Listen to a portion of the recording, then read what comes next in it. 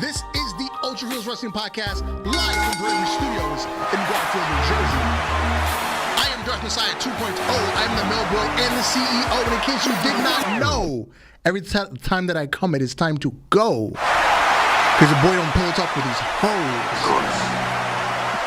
And on the phone, he's back. He's got some Listerine to clear out that pussy hair in his throat. It's your boy Alex the motherfucking Hill, aka the Stanley of podcasting, also known as the leader of the Fuck the McMahon, the Nick Khan, the John Laurinaitis, maybe fuck a little bit of Stephanie Group. I don't know yet, depending on how her arm feels. Also known as the man of your girl in the quick crossface, have a retro crossface, and now that my voice back, but be deep throating your girl tell you like it's my space. And back on the boards, Mr. Gnarly Marv has retired back to his office. Mr. J. Kidd. Yeah, I'm back, baby. On the ones and twos, bringing you the Ultra Heelz wrestling news. And boy, is there a lot of news this week. Yeah. It is packed. We might not even get into like in-ring stuff this week. We are cluttered with it, man. Yeah, so let's get right into the best 3 minutes in wrestling podcast history. Cheeks of the week. Yeah. Jordan Grace, our staple. This is like number 6 or 7 for her. Like our main staple now. Right? Yeah, her and Scarlett. Scarlett, yeah. Because they're just always naked on the internet. I mean, we gotta put Jade Cargill up there too. Yeah, she's been up there. Maurice with the Miz in the background. He's ironing clothes. Wait, is Miz part of the Cheek of the Week? I don't know. If you like that, it is for you. Yeah, I guess. Hey man, look, I'm just saying I don't like it, but I'm not saying I do like it. I'm just gonna leave it at that because Maurice is in the foreground. And then Allison Kay from NWA on the right. Again, if you are listening to this on Spotify, iTunes, yada, yada, yada, do yourself a favor, hop over to YouTube, watch the first 3 minutes of the show, and then go back to your normal consumption of this program. But you got to see the cheeks. Yes, you always got to see the cheeks. Got to see the cheeks. You are watching a master at work. You know, this is making me happy to come back here and see the Cheeks of the Week. So the first thing on our list is Cheeks appreciate of the you Week. Guys. Appreciate you guys for tuning in for the Cheeks of the Weeks. We are. And unfortunately, we've got to start off with a very unfortunate situation. Of course. Well, it started out good. At a Dave & Buster's in, I believe it was Tampa, Florida. You had the Hardy Boys and Devon. I think they were celebrating somebody's birthday or something. Or there was like a convention and they just went to hang out after whatever was going on. So this picture was taken, I believe it was posted on Matt Hardy's Twitter at like 11:49 p.m. Before 1 a.m., Jeff Hardy was arrested for driving drunk again. Damn, son, where'd you find this? His third DUI in the last 3 years, I believe. Man. Yeah. Now you know what sucks is. This could have been worse.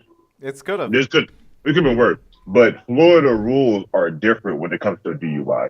If you get 3 DUIs in a 10-year span, you can get sent to jail. Yep. So even though Jeff Hardy hasn't had DUI in 3 years, that's still sober than some people that's in wrestling. It might not even be just a GP off of how much liquor he drunk. It's the fact that Florida just assumed that if he drunk something, he drank a lot of it, and he might get thrown in jail if he gets the wrong judge. Hold on, where's the stats on his blood alcohol level? Now I look up to this man, right? Like everybody knows it, but it seemed to be me looking down on this man because it's just like why again? Just keep going. He just keeps going with just getting in trouble. Okay, like most states, Florida's legal limit is 0.8 on the scale. Jeff Hardy was a 0.294. So he was almost 4 times the legal limit. Son. Damn, son, where'd you find this? But I'm gonna tell you right now, if you went to Dave & Buster's and he had one of them big ass fruity drinks, yeah, he there regardless. Cause them niggas packed the fuck out that shit when she looking. But here's the thing: if his brother's there and his brothers know he's been drinking, You didn't want to offer him to drive him back to his hotel or whatnot? Exactly. You didn't want to say, hey, you want to call an Uber? You want to call a limo service? I feel like I'm gonna Matt's tell you, partially responsible for this, too. Oh shit! Here we go again. I'm gonna tell you. I'm gonna tell you like this, and this is from me listening to people type their shit on Instagram, YouTube. You know, if I also need to want to read the comments because I be in people asking. Apparently, I follow one guy on YouTube that's basically a recovered alcoholic, and he's a bad recovered alcoholic. He lived in Florida, and he talked about the situation. He was like, "Look, you understand? If Jeff Hardy was doing so good, and something like this happened," he said, most of the time in Florida, you get pulled over, it's a bigger issue than what it is. He said they make it seem like you try to do a lot more than what you did. He was like, but from reading wherever in the report, basically they pulled him over. He wasn't swerving. He wasn't out here driving crazy. They checked his blood alcohol, and it was just hot. It was like in Florida. He said in Florida, if he got pulled over in right place in Florida, they probably let him drive off home or just take his car keys and let him get somebody else. It was like they wouldn't care. It was like, so whoever is doing this knows that he's famous and going to make an example out of him no matter what. This is why he said that he might get a lot more jail time than anything else now because of this. And I'm like, damn, because Florida is kind of weird on that shit. Because even my wife went to Florida not too long ago. When she got down there, it was, I was on the phone with her listening to people talk about shit. And I was like, bro, that shit is way different from us up here up north in North Carolina. I was like, them rules sound crazy. And I will never go down there to live down there. For the test that Jeff Hardy gave, to get a 2.94, it's approximately having 9 beers or 7 shots. And like I said, if you went Dave Buster's and had one of the free drinks in adult hour, it could do it to you. Because I think that big fish bowl thing they sell has almost like 6 to 8 different kind of shots of liquor in it.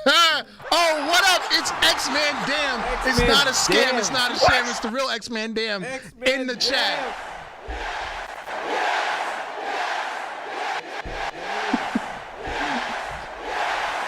And what up, Valdor? Let me tell you something. X-Man, Mr. Dan, he needs you to get some free time for him and bring your ass over here for one time only. Facts. Word. But yeah, an unfortunate situation with Jeff Hardy. The real situation is, did you hear what Time Warner Media said? Oh yes, I have the official statement from AEW and Warner Media. We are able to resume contact with Jeff Hardy this afternoon. AEW does not condone Jeff's alleged behavior. We have made it clear that Jeff that we will assist him in getting treatment for substance abuses, which he has indicated he's open to receiving.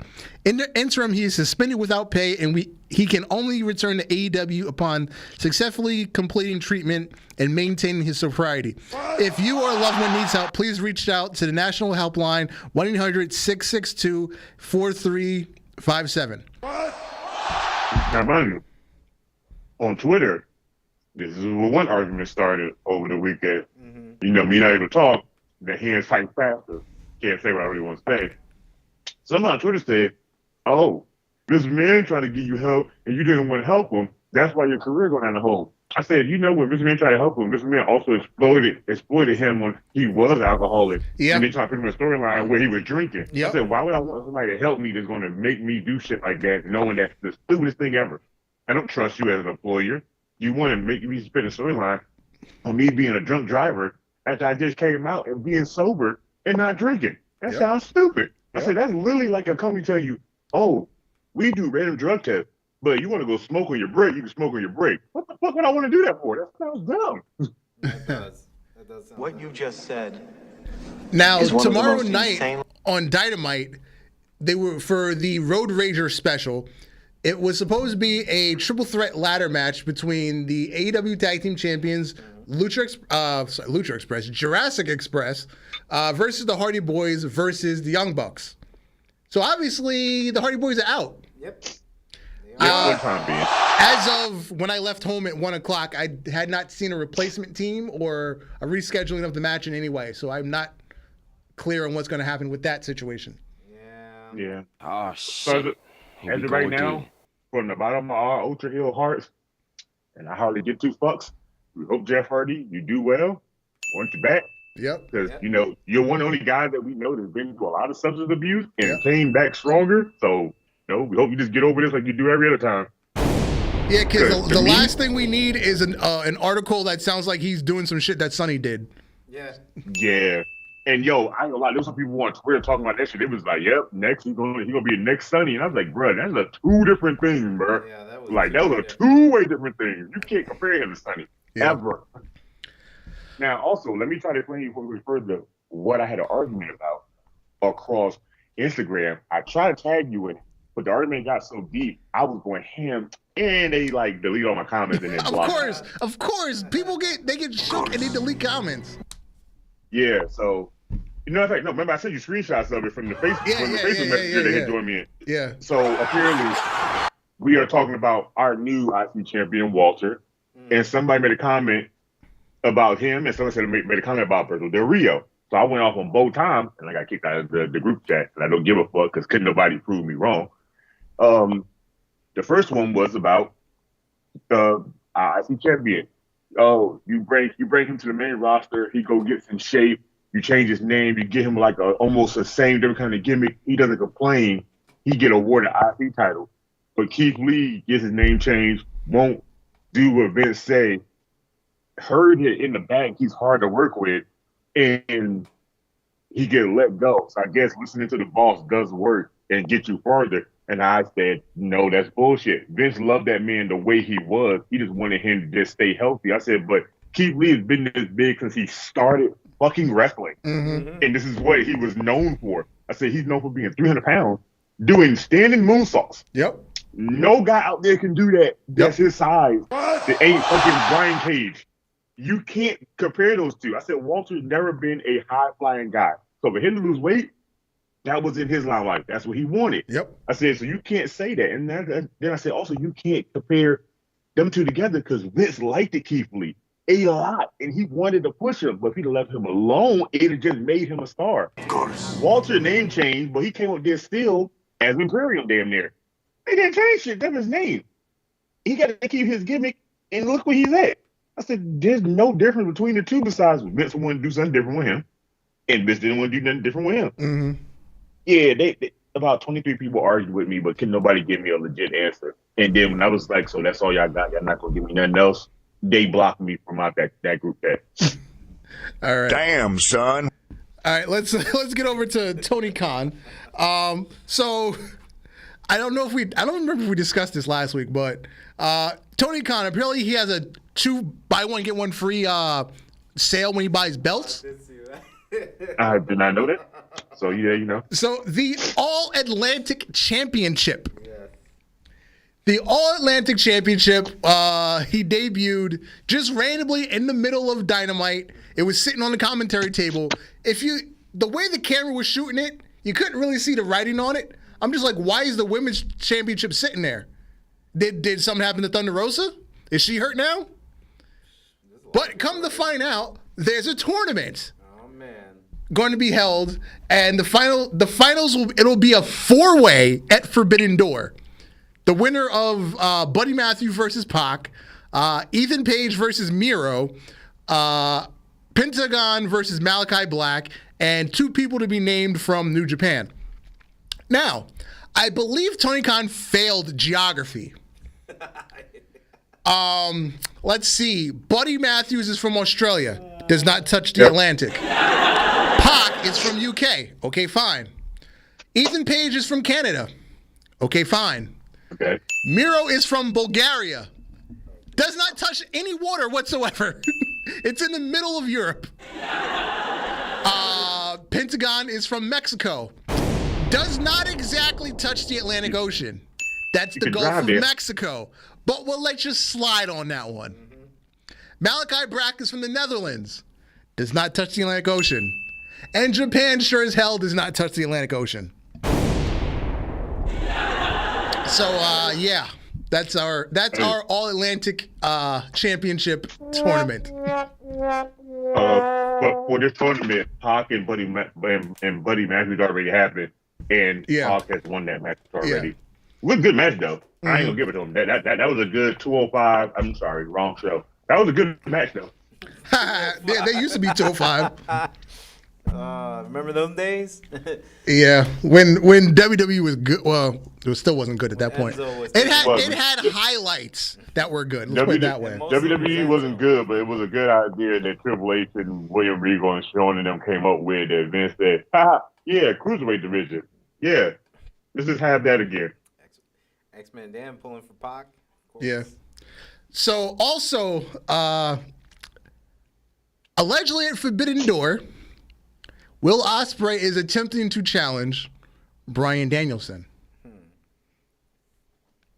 I'm with all of this. Will Ospreay was on Twitter, and where the hell did I have it saved? Yeah, because I don't think I have that here. Will Ospreay. Oh, well, I'm sorry. I skipped. Well, we'll come back to that. We were talking about it earlier. Yeah. I skipped one. And apparently... he says, I know you're busy playing golf with the Blackpool Country Club, but let's make it clear who's the best technical wrestler in the world. I can't wait for that match. Yeah. Zack Sabre Jr. right here. Yeah, I'm sorry. Yeah, Zack Sabre Jr., not Will Ospreay. Yeah, there you go. Yeah, I got it mixed up. That's what I got. That's what I got it mixed up. There you go. So, yeah, Zack Sabre Jr., this is pretty dope if this happens. Yes. And I was saying earlier, like, I was hoping for Will Ospreay versus Daniel Bryan or Bryan Danielson. But this is even better. This is going to be something that I will be tuning in for. I'm sure most of us will be tuning in for it. But this is going to be a technical match. Yeah. The thing that we skipped, they had the Battle Royal to determine who will become the interim AEW World Champion. Obviously, Moxley's going to fucking win. Yeah. It's like you gave him the pass, and you had Kyle O'Reilly, of all people, to win the Battle Royal. I mean, Tanahashi maybe could pull up an upset, but I don't know. Well, the rumor was it was going to be Tanahashi CM Punk. That's the rumor. That was. So they just might put the interim championship on Tanahashi and say, hey, we'll finally get the match with Punk this way. I think so, because when Punk, before he got injured, when he announced he wanted Tanahashi, dude, you saw the pop on there. Yeah. You saw how it popped. I would have loved that match. But the last four people in the Battle Royal were Kyle O'Reilly, Rey Fenix, was it Daniel Garcia? And Andrade. I think so. No, sorry, Willer Yuta, not Daniel Garcia. Willer Yuta. So I'm looking at these people. I'm like, okay, they're not putting the world title on Rey Fenix. They're not putting it on Willer Yuta. Kyle O'Reilly is a good wrestler, but he's not a top guy. Yeah, are they really about to put Andrade up against Moxley? And fucking Andrade is the first one out of those three. He was the first one to get eliminated out of the last Final Four. I was like... So I thought Andrade was going to take it. Yeah. Yeah, based on that final, I was like, oh, Andrade, okay. That was a big surprise, though. Hey, I was about to say, look, I was surprised that Andrade showed back up. I said, I thought this man was on his damn honeymoon. Oh, yeah, he's back to work and Charlotte's not, so go figure. I'm about to say, that was a quick honeymoon because Charlotte still ain't even back yet. You know Charlotte. Or maybe she's just hanging out with him on the road. Imagine she's just resting out her contract real quick. Yeah. Trying to get out of Hey, man, look, man, at this point right now, all four of the four horsewomen should be home and not give a fuck about WWE because they already have fit their bodies through the ringer from NXT to the main roster. So seeing Sasha not there, cool with it. Charlotte will take some good time off. Fuck it, who cares? Bailey, we don't know when the fuck she ever coming to hell back at this point now. Yeah. It's like weird. All that's left is Becky. Yep, and she's having fucking 24/7 matches. Come on now. Right? Seriously? Yeah. So, like, at this point now, all the four horsewomen have just been put to the burner. Like, your four greatest women wrestlers that damn near work harder than men are damn near part-timers now. Yep. So who really cares? Yeah. Also going into Forbidden Door, we have some backstage politics. As usual. Surrounding the New Japan World Championship. Of course. I believe Hangman said he wanted to challenge whoever is the New Japan champ. He called out Okada. Of course. And all out of nowhere, Jay White. Well, the match was scheduled, but Was this a heel turn for Adam Page? he was heel against Punk in that match. He's not full turn. He hasn't taken a full heel turn, but he's kind of, poking the bear. Transition. He's poking the bear. But it's believed that New Japan president does not want Okada to have a match with Adam Page. He said he wasn't worthy. So that's why he actually did the belt switch. Well, if you think about it, he really wasn't worthy after the performance he gave. And I believe Okada also just doesn't want to wrestle in America. That's the other thing I believe. But the sad thing is Okada would wrestle in America, but I think it's at a point now where New Japan wrestlers feel like WWE is cool, but New Japan is still the top tier place for wrestlers. And that's the way I always still feel like it. When people like WrestleMania is the biggest thing ever. Like, have you never seen Wrestle Kingdom?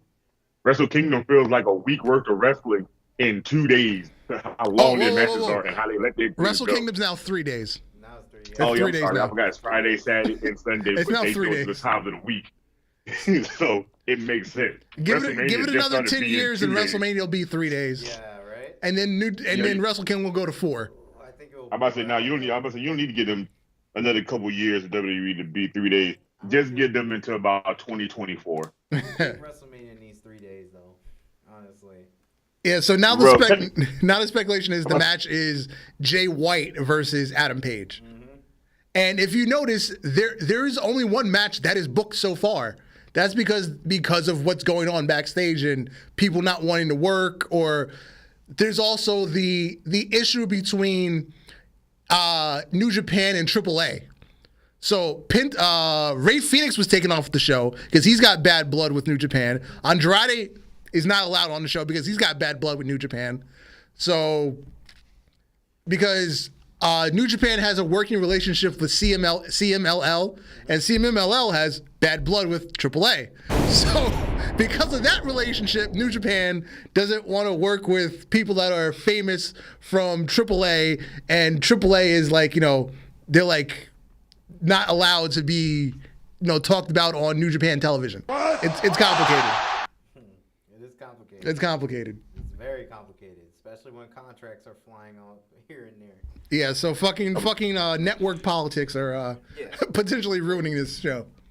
Hey, you want to know something funny? Right behind Jay White's head, that is Ace for Impact Wrestling, a.k.a. also there's been from Pro Wrestling Magic. Something out live before this pay-per-view, he joined the Bullet Club. And yes, I am you're so right. confused. Yeah, and I am so confused how he joined because he didn't magically say now Bullet Club has the Ace up their sleeve. I was like, Ace is an Ace? Wait, what are we talking about here? And so I was like, oh shit, he's part of Bullet Club.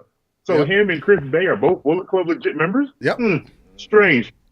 Two guys from the States that never really wrestled outside of like nowhere in Japan are now part of the biggest faction known outside of Japan. Yep. yeah, shout out to X-Men. Damn, he's like, shout outs to Austin Ace and the Bullet Club for real. Yeah, this. Why is my chat not updating? It's updated for me, but my phone is a bit blurry. It's all right. I'll read the chat. It's fine. Oh yeah, there you go. I see it now. There you go. Anyway, Matt Cardona, the NWA World Champion, had a self-branded pay-per-view, Alwayz Ready, and he broke his arm garbage wrestling in GCW.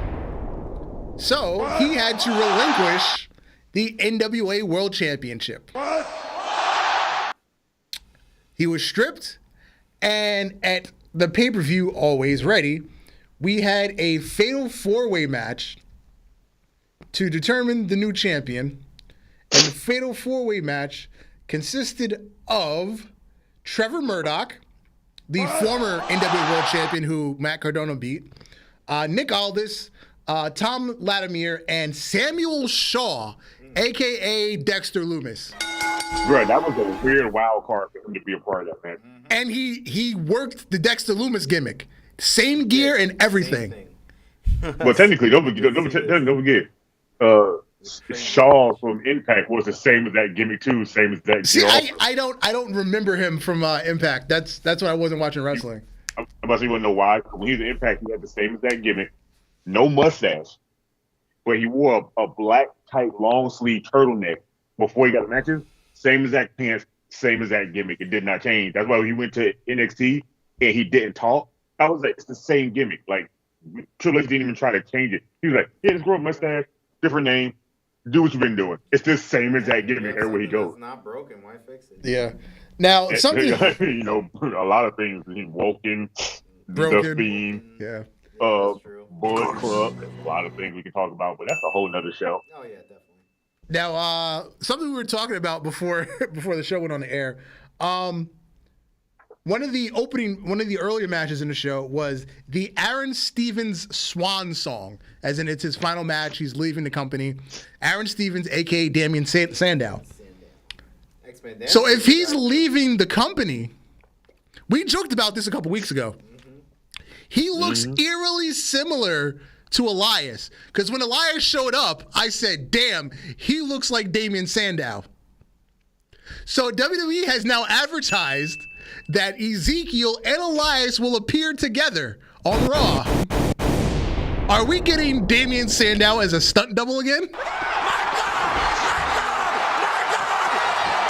God, I can't wait. I can't wait. It would be great. This is true. It would be great. It would be great, but if Damian Sandow also did a little farewell speech where he said that all he wanted to do was be a wrestler, and he wanted to win a world title, but he never got a chance to.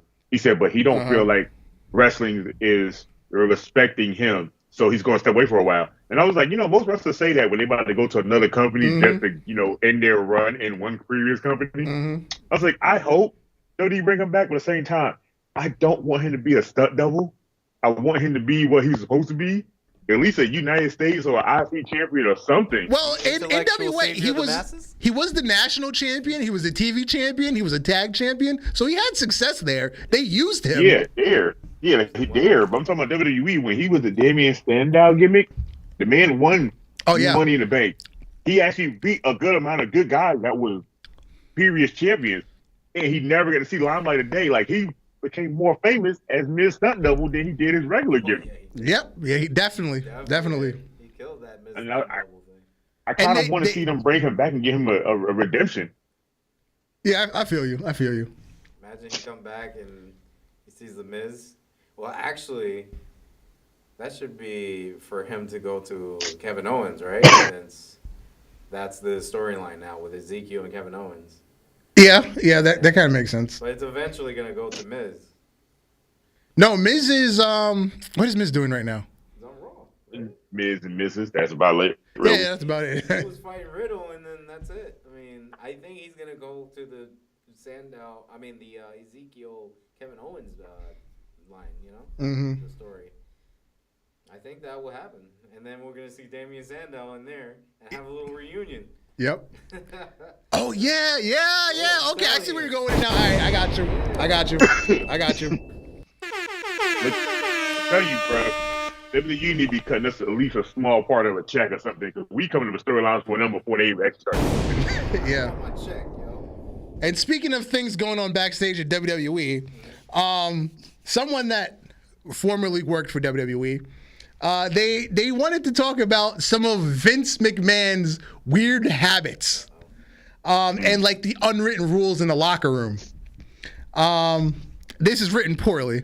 Many backstage take this, as well as other traditions, such as wiping one's feet before you walk into the locker room, shaking hands backstage, and that includes the upper echelon, such as Vince McMahon and other executives. One time, a wrestler told Vince, hey, thank you for the match tonight. And the wrestler, Vince said, hey, thank you for the match tonight. And the wrestler said, you're welcome. Vince took this person immediately off the roster, and then he was fired the next week. For thanking him? No. For saying you're welcome. Oh, You're not supposed to say you're welcome in a wrestling locker room.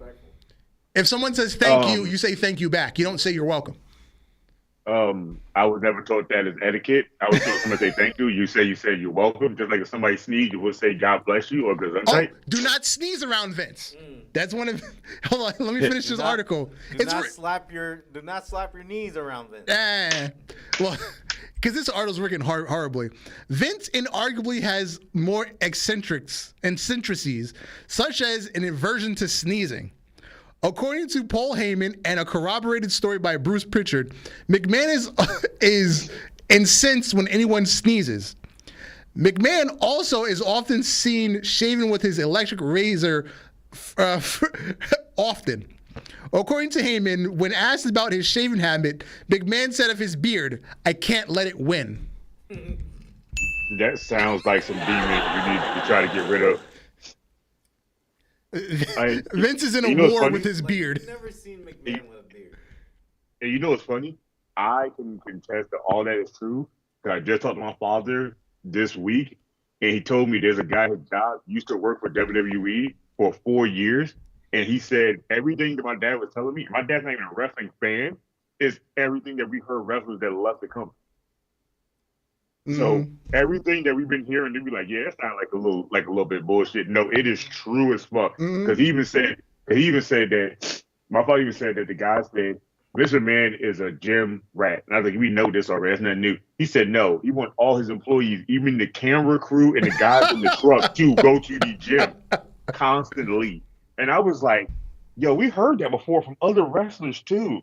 I was like, holy shit, that's a real thing. Like my dad don't even. My dad said the last wrestler he ever remember seeing is like Hulk Hogan and Macho Man. That's the go-ahead wrestler. My father has not kept up or ever watched wrestling ever since then. And he knows as much as we do from that guy. Wow. Vince sounds like Mr. Burns backstage. Basically. Oh my God. He basically looks like two. Oh wow. More WWE backstage stuff. Paige has said her final goodbyes to the WWE Universe. Finally. It comes to find out that it's not that she did not want to resign. Her contract ends on, was it July 7th, I believe it is? WWE just doesn't want her back. Well, first of all, they haven't used her on TV in well over 2 years now. Meanwhile, Actually, no. Her farewell letter said that she hasn't been used since 2018. No, because remember she came back with Absolution. That was 2019. I know, but that was just them trying to give her something because, you know, she was still physically able, but they haven't really used her in anything, period, really. Like, after 2018, they really haven't had nothing for her. That's why she just been home chilling. Yeah. So, yeah, in the statement, she also hinted that this isn't forever. She still wants to do something within wrestling. Whether she finally gets a clearance to wrestle again or show up as someone's manager somewhere. Tony Storm's manager. You know. Her farewell letter stated for her that she said that she talked to upper management, and John Laurinaitis told them, you know, her contract won't be getting renewed. She said she texted Vince. Vince talked to her. Vince told her, we're not renewing your contract, but the door is always open for you to come back. She was like, so it's not like I'm being let go and can never come back. I can come back, but they're letting me go on my contract. It means I can do other ventures. And she was like, this is probably the one time in a long time I feel like 1,000% healthier than I have ever been since I started wrestling. And she was like, he said, and if I can find somebody that can clear me, I will get back in the ring. Mm-hmm. And related to Paige news, I know you're going to like this one, Alex, because you sent it to me. Alberto Del Rio is stroking his own ego. He wants to be in the WWE Hall of Fame. And this is where Argument Q got me kicked out of another Facebook group. I mean, is it crazy right now? You sent me the screenshots of that one. Those people, I mean, okay, he was charged of rape. He was charged of murder. He was charged of beating his wife. He was allegedly beating Paige at one point. whatever.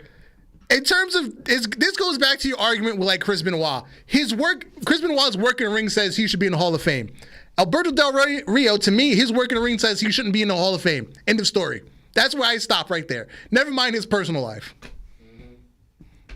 And I get it. Just like I said in my thing, even though people in that chat, and I'm not gonna say her name, but I would because I don't care, try to fight me tooth and nail saying they would never put him in the Hall of Fame because of the rape thing. And I was like, watching 20 years, they still put him in the Hall of Fame somewhere down the line. And she was like, they don't want him in the Hall of Fame. I said, you can't say that. Then she tried to bring up Enzio, she tried to bring up Rich Swann, and then she tried to talk about Brother Rio. And I was like, so Enzio, the guy that was accused, that talked to the boss and told him what happened, that was acquitted. Rich Swann, that was accused, and White came out. The person that everybody said he did it to took his side, and he was acquitted. Alberto Rio was acquitted of that back in December 6th, 2020, of that rape allegation. I was like, all three of these guys was acquitted of something they didn't do, and the people that said they did something either was on their side or apologized. I said, but then you got wrestlers in WWE that's in the Hall of Fame that did way worse. Vince knew, and they still went in the Hall of fucking Fame. So you can't say that. And she was like, well, there was no such thing in there back then. People can look up shit. I said, it didn't matter. The news told us shit. I said, Stone Cold's in the Hall of Fame. I said, he beat the shit out of Deborah. We all knew this. Still went in the Hall of Fame with no problem. Yeah, everybody forgets about that one. Everybody forgets about that one. Yeah, Jerry King Lawler had sexual allegations and sexual misconduct with a 13-year-old girl. Everybody knows that. He in the Hall of Fame. Jimmy Snicket only got taken out of it recently after the whole murder thing, and he passed away. But Rich knew he killed her. Everybody knew he killed her after his birthday thing, and he still was in the Hall of Fame. That was Mulan with the prosecution of women. I was like, bro, there's like people in the Hall of Fame that had shit worse. That's the hell. British Bulldog went in a couple years ago. He had spousal rape and abuse, and he went in the Hall of Fame. I said, you can't sit up here and say WWE won't put you in the Hall of Fame for doing something wrong. It just take them time when they can just figure out they can put you in there. I said, so Alberto Rio, 20 years from now, he might actually get in there. You might not like it. And she was like, well, they don't want Christian Wyatt there because Triple H don't care me either. I said, bro, wrestling-wise, Christian Wyatt was a great technical wrestler. I said, a lot of technical wrestlers refer themselves back to learning from Christian Wyatt. WWE might never put him in there because of what he did personally, but wrestling-wise, he kind of set WWE bar at a high standard for technical wrestling. You can't say he won't never go in there. WWE might never put him in there, but at the same time, he deserves to be in there. I said, maybe Brother Rio on that line might deserve to be in there. Because hell, ain't Coco be where in the Hall of Fame? What did he do big? He didn't ever win no title. Valor said Del Rio will get in right alongside the original Sin Cara. You know, second Original Sin Cara might not never get in there, but the second iteration will get in there for doing nothing. The one that used to be Hunico. Yeah, get in there for doing nothing before his regular Sin Cara. At least that Sin Cara was a tag champion, an NXT tag champion, and a United States champion, I believe. I think so. Yeah, for like a short period of time. Yeah. I remember he had his run in the NXT. But yo, if Rocky Johnson got in, then he would have definitely got in. Yeah. That's another one with a shady past. Right. Like I literally didn't want to do that to that person in that damn chat. But I was like, bro, you go. I said, yo, no offense. The guy that on challenge, I do wrestling and I do a podcast. I mean, I read up on stuff, remember things from my past. I was like, the girl up here is talking out her ass, and she don't know the hell she's talking about. So she must have just started watching wrestling roughly John Cena era of Thugonomics. I said, she didn't know watch it beforehand when niggas was doing coke, crack, out here beating women, that playing live in hell. We know about all this shit, and all these motherfuckers are getting in the Hall of Fame at this point. What are you talking about? If Jake Roberts is in the Hall of Fame, he's no-showed more shows probably than the whole industry combined. First of all, Jake Roberts is in the Hall of Fame, and that man's life story is like 3 different kind of horror movies at once. Yeah, his childhood is a horror story. Like he has a life that you don't want to have, and you wish it was not even upon your worst enemy. I've heard. Freaking Yeah, so to that, to that that Facebook message group, to them. Y'all might not never hear this, but I'm gonna post it in there anyway because I'm an asshole. Y'all stupid, most of y'all, and you don't know what you're talking about. Tune in here on Tuesday at 8 o'clock. Before 8 o'clock, and we'll teach you something you never know. I know it's not 7 p.m. Before 8 o'clock. Nothing before 8 o'clock, but you come here and we'll teach you something you never known about, and it's called wrestling. You go ahead and kiss the blackest part on my whole ass.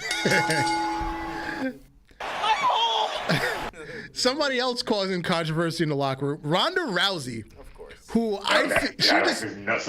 she just needs to go the fuck home and just stay out of wrestling. Just release the bitch. I forgot that she was wrestling. I'm sorry. She's a champion. Yeah. She's a champion, by the way. I forgot she was on Kurt Angle's podcast. She said, and I quote, "So as far as you know, it's just sunshine and lollipops in the locker room. It's a bunch of cupcakes and hand jobs. Everyone's having a great time." Just continue to make everyone that works there hate you. Mm-hmm. Just continue to make the fans not like you. Just continue to have shitty promos where you clearly don't want to be there, but you're getting pushed because you are a celebrity of some notoriety. And every time you do one of those shitty promos or have a shitty match, you are that less famous. She has no personality. She has no mic skills at None. all. None. She clearly doesn't want to be there. She's there for the money. Wet paper. That's it. She's there for the money. That's it. She has no desire to be there, no desire to wrestle, no desire to learn. If you're gonna make me hate you, at least be talented of being hateful. Yeah. Instead of being a dick. MJF is talented. Yes. Being a dick. Yes. Instead of just being a dick. Ricky Starks. Ricky Starks is. Ricky Starks needs a bigger spot. He is fucking gold. He is. He's super gold right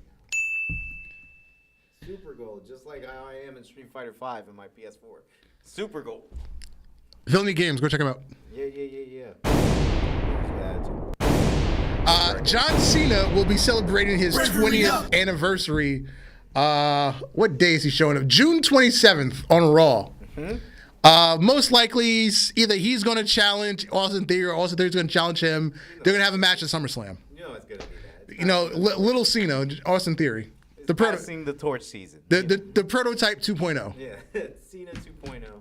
We always thought that Roman was, but no, he came out. This is spelled well run like Ric Flair. I think this is like John Cena's third farewell, so he's on track. Yeah, that's true. I mean, how many times do we have to have a Cena returns for the last time? This is the third one. God. J-Kid, please get the sound. How many times we gotta tell you this, old man? We just need that now. How many times do we have to teach you this there lesson, old man? Yes. Yes. Every time we say John Cena now going forward, we should just play that. Yo. How many times do we have to teach you this lesson, old man? Because he's literally going to constantly come back and be not seen for a couple of months again until he fully retires. Bing bong. Word. He's gonna come back every time. Yeah. That's it. Just come back and just leave. And he's talking about he's not The Rock. Nope. Oh no! Remember the whole controversy we had? You up and left us when people needed you the most, and now I'll never do that. Cut about 8.5 years later. Oh, when y'all see that? Oh man, he just did the new Fast and Furious movie. Yeah, he's over here talking about doing another movie. Yep. He's doing all the other movie premieres now. Oh, the man that said that he would never leave us left us. And Roman Reigns has already left us while still active. But the only difference between Roman Reigns, John Cena, and The Rock is Roman Reigns is still wrestling. He only been in one movie as a cameo, but he has not been in any more movies than that. Yeah, the Fast and that was his Scorpion King. Just being a part of the Rock's family, which he is already a part of the Rock's family. Yeah. But he's playing in a movie now. Yeah. Shop, right? Yeah. There's still lots of talk following Hell in the Cell and Cody's brave efforts fighting with a torn pectoral muscle. The Rock said, "Holy shit, proud of both of you and Seth. Go make your money." Speaking of The Rock, as we were just talking about. Speaking of The Rock, yeah. Are we still having that fever of the next WrestleMania? You know, Rock versus Roman? Rock Roman, please. Yeah, I mean, it looks like it's getting there. Please. It looks like it is getting there. I think the Cody fever took over, and the Rock was still in the back of your mind. Yeah, exactly. But Roman Cody was definitely okay. Yeah, that's got to be it. But you have to get past the show in Wales, because I'm like 90% sure Drew's the one taking the belt off of Roman. Yeah, but he doesn't really need the belt to fight Rock. Well, yeah, the Rock Roman belt doesn't need the belt, but I was thinking in terms of the Cody storyline. Oh, so Cody's supposed to win the title, or Cody and Drew. It could have been Cody wins Money in the Bank, and then Cody cashes in whenever they have a show at Madison Square Garden, because I've got to win the belt that they stole from my daddy in the garden. That whole thing. That makes sense. Yeah, that whole great storyline. But can we also talk about the simple fact that Dave Meltzer has given this match a fucking 5 stars? Yes, that was the next thing. Dave Meltzer has given a WWE match 5 stars. Not 3 ain't enough. I need 5. I think Dave Meltzer got confused. He saw Cody. He thought this was AEW. But he thought it was in the Tokyo Dome. He got confused. He got out the good silky lotion, not the jergens. He got out that $60 bottle of lotion, and he just got to working on himself.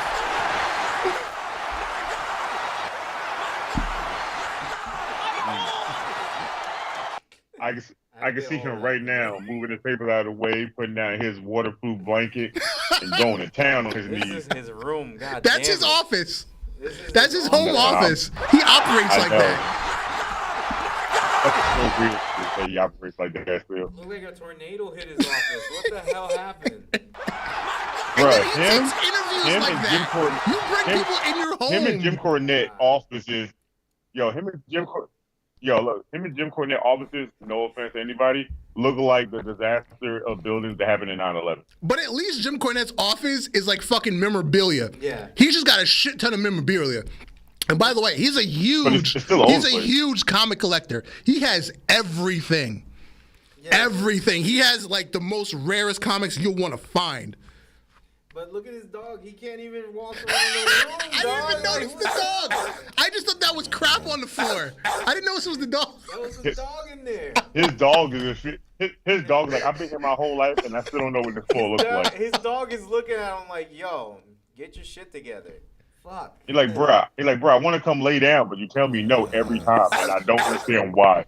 I don't know, man. You play stupid games, you get stupid prizes. Basically. Of course. Oh, and Dave Meltzer, every chance I get. Yeah, this upcoming weekend is the second biggest show of the year for Impact, Slammiversary. I've been trying to get back over to watching some Impact. They've got some good stuff going. Yeah. We've got Eric Young versus Josh Alexander for the world title. Them boys, the Briscoes, I think they're having their third match against the Good Brothers. It's been ongoing, huh? Yeah, because they had a match WrestleMania weekend, they lost. They did. Then they won the belts, I believe, at Sacrifice. No Scott Steiner math was involved. That was after the top guys. After fighting the top guys. Yeah, because they had that match in the same night. Yeah, they had FTR and Good Brothers in the same night. And then they won the belts at Sacrifice, and now this is the third match. The Good Brothers trying to get the belts back. Mm-hmm. We got a Queen of the Mountain, which I do not remember the rules to a King of the Mountain or Queen of the Mountain match. I do not remember the rules. I think it's you have to climb the ladder and hang the belt. Is that how that works? I think so. Because I know they were trying to simulate it to the X Division thing. But yeah, I believe it's you have to climb the ladder and hang the belt or hang a briefcase or something. Yeah. Instead of taking something down, you have to be the one to hang it. But whatever. So. But they're also having a reverse battle royal on the show, so they're just going gimmick heavy. The reverse battle royal is the first two people to get in the ring, then have a singles match against each other, and that's the winner. I was like, ooh, okay. Oh, call drop? I don't know if it dropped. Oh. Alex Probably did. All right. Well, And then Sami Callihan and Moose in a Monsters Ball match. I didn't know Sami Callihan was back because he'd been quiet for a while. It's been a while, yeah. Sami Callihan. I Oh, there he is. There you are. think so. I don't remember.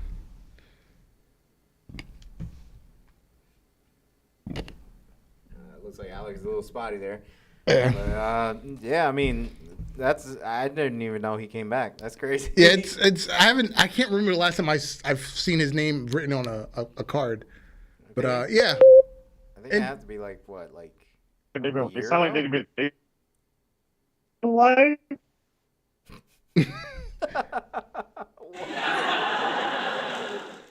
think Alex is having trouble. Yeah, it sounds like it. But yeah, it should be a good show. I'm gonna make sure I watch it this weekend. I might watch the championship match, the Impact World Championship. Yeah, I'm definitely watching the world title and the tag title. Those I'm definitely watching. Yeah, the tag title is definitely, because even though there's a lot of these matches, they have been pretty good. It hasn't dull out. And there we go. He called back. There you are. Can you guys hear me now? Yeah, we hear you now. Okay, yeah, the call didn't drop. I don't know what happened. Like, I went to go answer, and all of a sudden, like, the call dropped, and I was like, I'm still here. Wait, what? Nah, you were a little spotty on our side, though. Yeah, it's called my life. You know how this works. Yeah, I feel you on that. But yeah, I was saying the rules of a king or queen of the mountain, you have to hang something, right? Instead of getting something from the ladder. I think it is. Like, I don't remember. Like, they haven't had one in a minute, so it's kind of hard to remember shit. Like, the best rules I remember from Impact is fucking the X Division X Max, because it's not that hard. Just get the thing off hanging, and boom, you're done with the match. Yeah. But that reverse one, I really feel like if I remember it is first person gets to the ring, they have the match, and I think the last time they had one, it was how do I put it without sound? Like, I need that's so not smart is the best way to say it without saying something without getting canceled. Well, Vince Russo was the one that came up with the idea for the match, so it's kind of screwy. You play I know stupid it, games, and you that's get why stupid prizes. I'm about to say, and that's why I can't say it the way I want to say it, because I know some people in their sensitivity as. So yeah, but yeah, it was like, it's stupid, but I'm not gonna lie. You know what they sound like? They sound like a higher paid wannabe version of us with our show. Basically. Ha All right, let's get into Ultra Fantasy Booking. Yeah. Right. Last week was Warzone. We kicked off the show. Tag team champions, the Brotherhood, in a non-title match, took on Red Dragon, and the Brotherhood won 62% to 38%. Yeah. Match 2, Mickie James took on Mercedes Martinez, two veterans, two sexy older ladies. Well, they're actually not that old, but in the wrestling business, they're old. Mickie James won 76 to 24%. Then AJ Styles, Finn Balor, and Adam Cole, the Bullet Club, came out for a promo. Just in case anyone forgot, not only is the Bullet Club for life, but the Bullet Club is untouchable. I have gold around my waist. Finn Balor will soon have gold after he goes over to the other channel and beats their champion. Adam Cole will also have gold as soon as he deals with that goat-faced tree hugger holding the Openweight Championship. And you know what? It's all going to be too sweet. So then the Bullet Club had a match against the New Day. The Bullet Club won 85 to 15%. I'm sorry, the Bullet Club. I feel like that. Bullet Club won. I feel like that was racist, so I'm just gonna leave it alone. Next match, Darby Allin took on W. Morrissey, a.k.a. Big Cass, a.k.a. Big Ass, a.k.a. Cass XL. He's got too many fucking names. But A.k.a. Edge's little brother. oh yeah, allegedly, WWE is looking into bringing in Big Cass to join Judgment Day. Or, no, I'm sorry, to join Edge. To be Edge's backup. Yeah. After Edge just literally lost his own team. Yeah. His own faction. Yeah.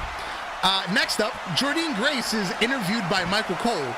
Michael Cole says, I I understand you have a big announcement after your meeting with our GM, Shane McMahon. Yes, I told Shane I didn't get a fair shot at the title. I won the #1 contender match, and then Nikki Lyons, or whatever her name is politics her way into a triple threat. So Shane has given me a one-on-one shot at the title, and that match will take place now. So our main event, Asuka, the TNA Women's Champion, taking on Jordynne Grace one more time. And Asuka won 77 to 23%. And that has been Warzone. Nice. What a pay-per-view. Or what That was just a regular episode of Warzone. And do we have an episode of Dragonforce? Oh yeah, you know we do. My pay-per-view actually went a lot like I thought it was going to go. So weird. As we discussed last week while you were away, AOP almost won the titles. Yeah, right. I believe it was 51 to 49%. And at the time that I voted, AOP was up like 75 to 25. It was a wild swing. When I voted, AOP was winning, and then when I went back on my other page to look just to see what it was, I was like, wait a minute, when the hell did the Briscoes surpass them? That's weird. Yeah, and it was a close one. That was a good match. It was. So, our previous week we had Ciampa versus Fatu, and Ciampa came out on top because why the hell not? So this week we're going to have Cesaro go and face, to me, his biggest opponent yet in my company.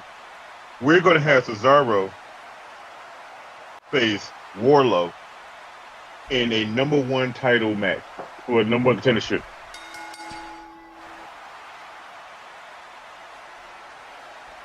Our second match we had was AOP versus the Briscoes, and the Briscoes won by the skin of their teeth. I feel like they didn't use the N-word enough, so they got a pass this time.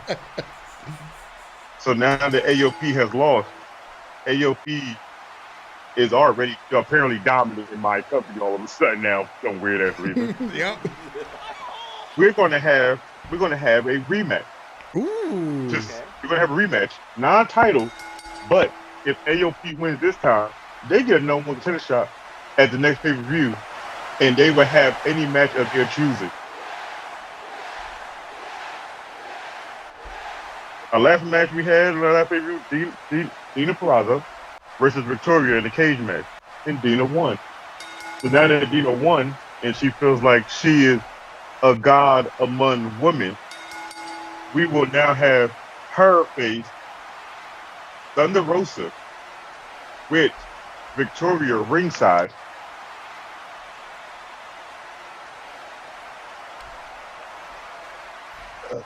Our other match was Wardlow versus Jay Lethal in the Fall Count Anywhere. And seeing how Wardlow won and now he getting #1 contendership match, we're going to have what we had before. We're going to have a farewell match for whoever loses this match. We will have Jay Lethal versus Shelton Benjamin. Wow. Loser of this match might be punching their ticket to go home for a while until I see fit.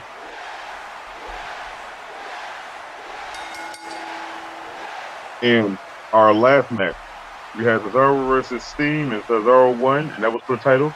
So now Steam feels like he needs his redemption. So we're going to end out the show with Steam pulling a little Stone Cold action. Steam is going to come out and tell them he should have won, he could have won, and he can win, and hold the ring hostage. And people are going to come out, and Steam is going to beat everybody ass. And the man is going to come and take Steam out of that ring to get him out, and is now going to start some issue with them, will be LA Knight. And that's how we were going to end our show for this week.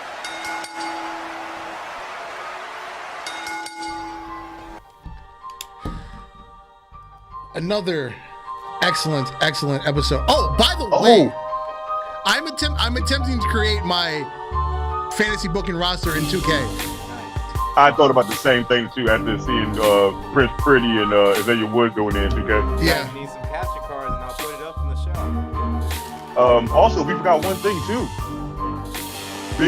Big E might be good now. Oh yeah. Yes, he threw his neck brace in the trash on Twitter and Instagram. Yes. Yes. Yeah, No more neck brace.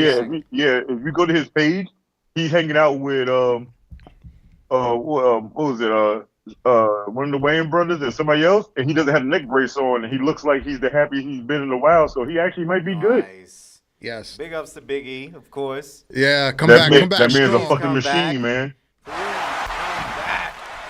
All right, let's get out of here. I have been Darth Messiah 2.0, and you, sir.